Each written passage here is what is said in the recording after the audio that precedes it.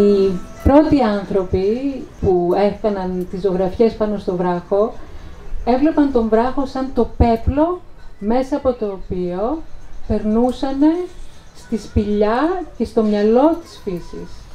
Τώρα, για τη σημερινή πλάνη θα μπορούσε κανείς να πει πολλά.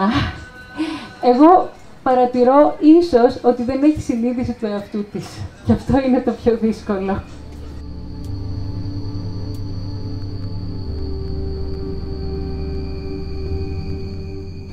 Η μητέρα είναι περίληπη, φοράει το πέπλο και δεν τη διασκεδάζει τίποτα. Γιατί βρίσκεται κάτω από το φάσμα του θανάτου. Και ξαφνικά η Άμβη ανοίγει τα πόδια της και η θεά γελάει. Γιατί είναι σαν να της δείχνει κάτι που το ξέρει βέβαια, το μυστικό της ζωής. Και μέσα από αυτό το γελαστό πρόσωπο του Ιακού που είναι ο Διόνυσος.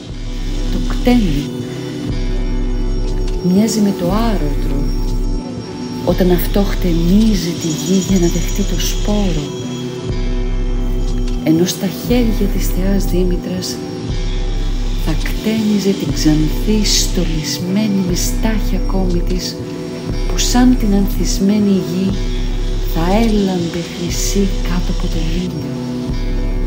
Αυτό το μικρό σχήμα, το σχήμα τι, όπως λέγανε ότι αναδυόταν στην τελική σκηνή των μυστηριών, ένα σχήμα, είναι ένα σχήμα και ένα σύμβολο της ζωής στην πιο στοιχειώδη μορφή της μήτρας και του σπόρου.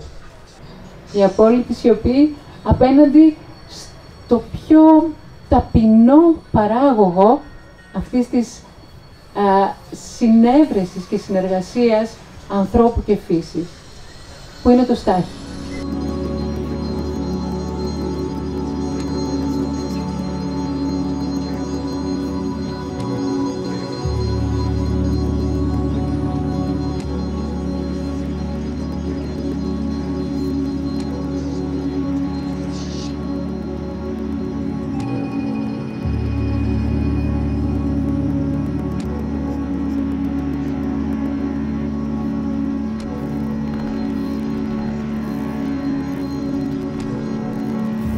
Να δεις σε ένα στάχι το κοσμοσύστημα.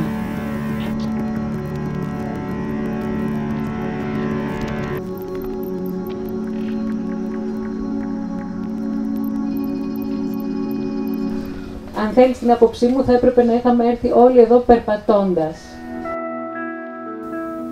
Ενίστευσα έπιον τον Κικαιώνα, έλαβον εκ κίστης εργασάμενος, απεθέμην εις κάλαθον και εκ καλάθου εις κίστην, είναι το σύνθημα των ελευσινίων μυστηρίων.